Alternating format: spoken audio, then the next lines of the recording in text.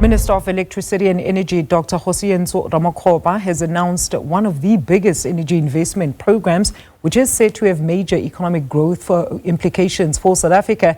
The minister unveiled the record 2.2 trillion rand and Integrated Resource Plan 2025, which it's hoped will then resolve performance of the grid. He further states that the updated plan will then generate sufficient supply in order to meet the current demands of the South African economy. And addressing the media in Pretoria, Ramokgopa said the plan is aimed at driving the country's energy agenda and create more jobs and also grow the economy. If you look at the most affluent and industrialized countries in the world, we are going to find that the per capita electricity consumption is higher. What do I mean?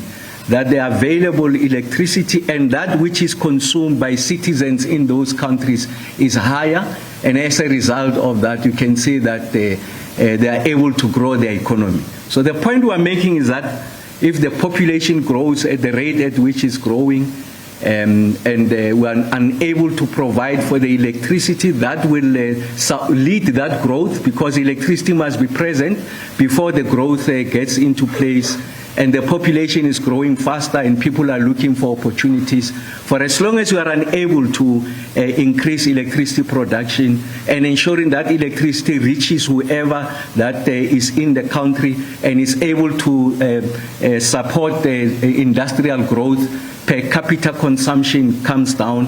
That is the rate, the ratio of individuals in the countries relative to what is installed and what they are consuming. When it comes down, it means that the economy is going to suffer.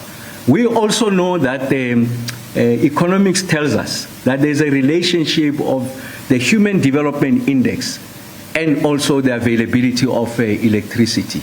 The greater the per capita income consumption of electricity, the greater the Human Development Index. So what does that mean in short? As an illustration, that a child in a rural village of Ramokgopa, if he or she doesn't have access to electricity, connectivity, it means that we are stunting the ability of that child to achieve academically.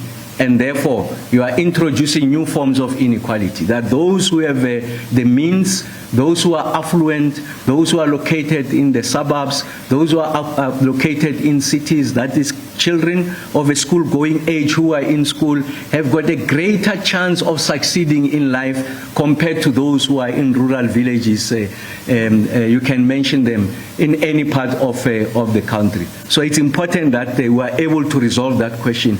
And that question is an electricity question. And that's what we are placing before the country, that we want to ensure that each and every household has got access to this electricity, and this electricity is affordable, and we can guarantee it into the future.